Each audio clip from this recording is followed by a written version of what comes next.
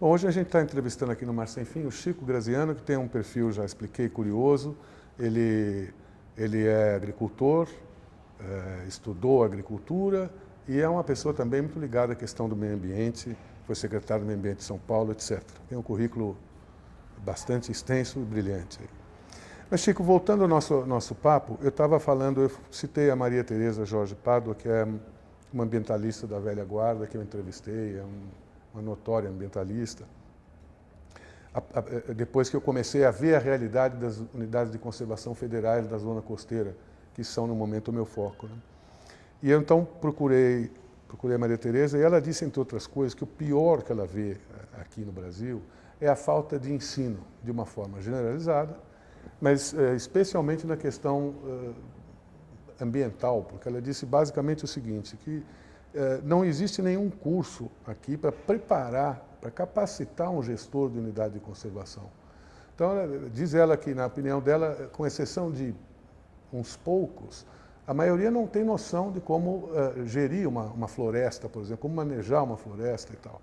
Então, eu queria que você falasse um pouquinho sobre essa questão do ensino, de uma forma geral, e focado nessa questão do ambientalismo. O que você acha disso, dessa afirmação dela?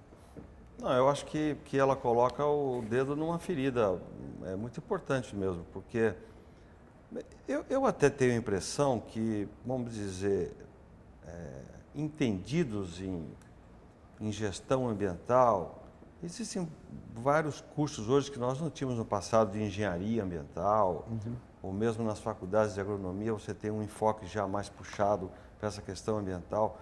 Agora, o que não se vê, não é tanto talvez do meu modo de ver, a falta de profissionais, é o órgão público não se preocupar em preparar os seus gestores para que exerçam a sua função com capacidade.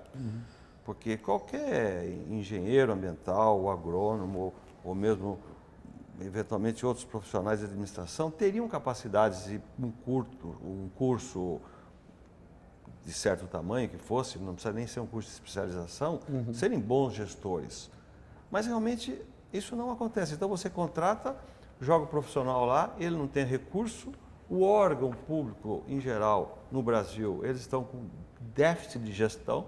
Quer dizer, todo mundo no Brasil hoje fala da crise política e da crise econômica. Existe uma crise de gestão pública. Ninguém, não tem continuidade as políticas, não tem busca de resultados, ninguém avalia nada. E quando você vai visitar as áreas, como você está dizendo que foi, você vai encontrar áreas marinhas que não tem nem se tivesse um bom gestor, ele não conseguiria fazer nada. Não conseguia fazer nada, porque não tem recursos. Então, a Maria Tereza, ela fala muito bem essa questão, eu acho que é fundamental. Se não tiver gestão pública ambiental, não dá para botar para funcionar unidades de conservação. Eu nem sei se vale a pena criar, entendeu? Quer dizer, sempre vale a pena criar, é melhor do que nada, mas chega a ser um pouco desmoralizante, às vezes, você vê isso sem nenhum resultado, é um pouco frustrante. Né? Sem dúvida, é só fazer um reforço aqui ao que disse o Chico. Eu tenho, das 62 unidades de conservação, muitos de vocês já sabem, eu visitei 31, e 90% delas falta equipe ou equipamentos, por exemplo, falta de barco. Como é que a cara pode visitar uma área protegida se não tem sequer um barco? Quando tem barco, tem uma cota de gasolina que dá para ele fazer 3, 4 saídas e já termina por mês. Enfim, os problemas são realmente dramáticos. Mas eu queria passar para um outro tema agora, que é, falando de uma forma geral, como você vê, Chico, a pegada, esse termo ambiental que a gente usa hoje, vê na mídia com frequência, né? A pegada ambiental da nossa geração. Eu falo isso da nossa geração, vamos dizer, de anos 50 para cá, né? Porque até ali, mais ou menos, não tinha tanta gente no planeta, né? Hoje nós somos 7 bilhões de pessoas, não tinha tanta, por exemplo, no meu caso, que conheço melhor a zona costeira, ela estava começando a ser ocupada, hoje já está praticamente ocupada no mundo inteiro, perdendo muito dos ecossistemas mais importantes e tudo mais. Então, de uma forma geral, no planeta, como é que se avalia a pegada que nós temos deixado de 1950 para cá? Você acha que é possível reverter? Você acha que ela é irreversível? Qual a avaliação que você faz? Eu só vejo uma saída, que é a saída pela tecnologia. Eu me preocupo muito com isso como estudioso que procura ver as coisas um pouco mais para frente. E sempre critiquei o ambientalismo e os nossos colegas ambientalistas, especialmente os mais ferrenhos, porque eles nunca deram a devida importância ao fator da população como um problema ecológico. Né?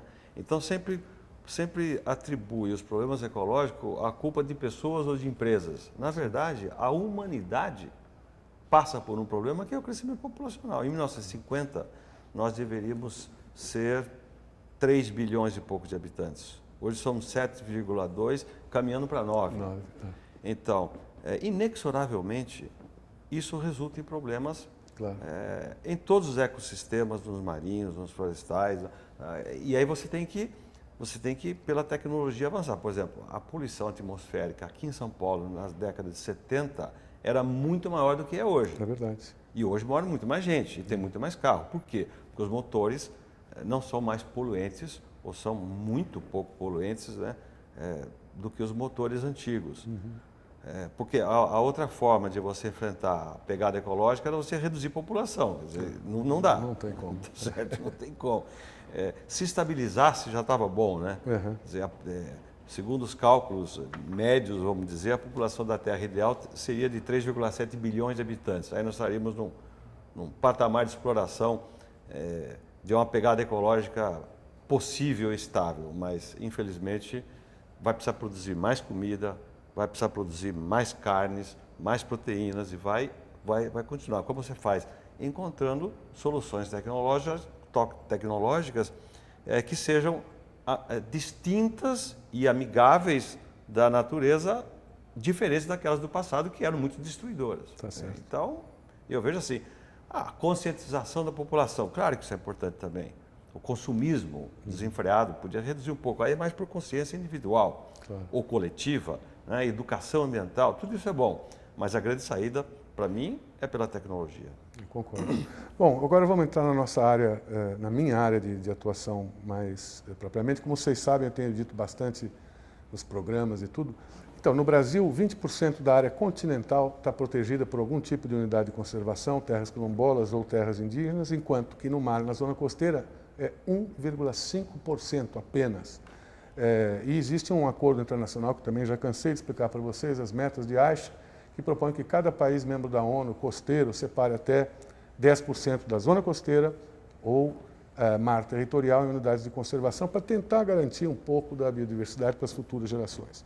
E a gente sabe que o Brasil não tem dinheiro em caixa e mesmo que tivesse, teria prioridades aí imensas para resolver antes dessa, como educação, saúde, transporte, etc. Então, eu não vejo como aumentar o espaço de área protegida no Mar, Chico, na zona costeira, se a gente não tiver criatividade. Então, eu gostaria que jogar algumas ideias que você comentasse elas. Por exemplo, a eventual transferência de algumas UCs para iniciativa privada. Como? Não sei, mas existe, por exemplo, as PPPs, que são as famosas parcerias público-privadas, pode ser um caminho. Existe outro caminho, que são as RPPNs, são reservas particulares de patrimônio ambiental, patrimônio natural, e que são geridas pela iniciativa privada e estão previstas na lei do SNUC, a lei do Sistema Nacional de Unidades de Conservação. O que você acha disso? Você tem alguma outra ideia que possa contribuir para a gente conseguir criar novas áreas ou dotar as já existentes de recurso? Como é que você vê essa questão, Chico? Eu penso primeiro em cuidar das áreas existentes, né? O meu senso de responsabilidade administrativa me indica isso primeiro. Vamos cuidar do que temos antes de querer ampliar exageradamente. Bom, agora, eu acho que a pista sua é quase que a única saída, João. Eu não vejo no poder público brasileiro capacidade de gestão, o que significa, inclusive, recursos, mas pessoal também, e definição de prioridades face às outras questões, capaz de enfrentar esse problema. Então, só tem uma saída, você encontrar formas de atrair a iniciativa privada para ajudar a gerir essas unidades de conservação. Não só as marinhas, mas as terrestres, as continentais também. Por exemplo, você poderia fazer isso com modelos de exploração de turismo, né? Turismo ecológico, turismo de aventuras, e fazendo concessões diárias para isso. Eu acho que isso deveria ser muito ampliado, né?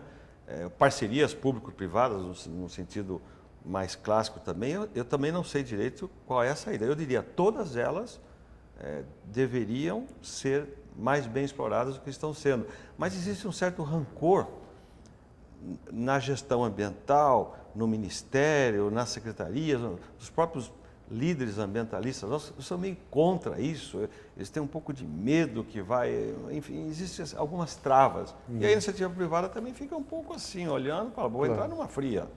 Então, eu acho que está, sim, havendo a necessidade de uma boa concertação desse arranjo para trazer. Você pega o Parque Nacional lá em Foz do Iguaçu. É um espetáculo, é gerido pela iniciativa privada. Por que a Abrolhos não poderia ser? Como você mesmo estava dizendo disso. Eu sei lá, outras. Não sei se todas as áreas. Não sei se todas também, mas algumas delas, né, poderiam, pelo menos. Eu investiria fortemente nessa ideia. Eu tenho falado muito nisso porque essas áreas, assim, elas geram recursos, né, através de ecoturismo, enfim.